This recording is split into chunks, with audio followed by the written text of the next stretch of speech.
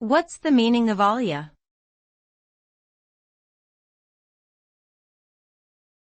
Alia.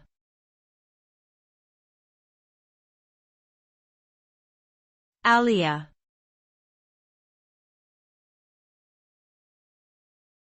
Alia.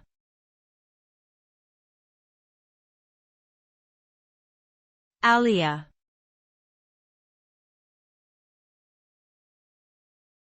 Alia.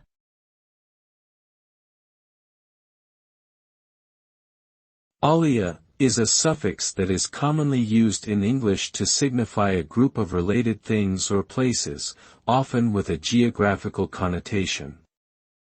It is usually added to the end of a place name or a noun to create a new word that refers to a larger region or a category of related items.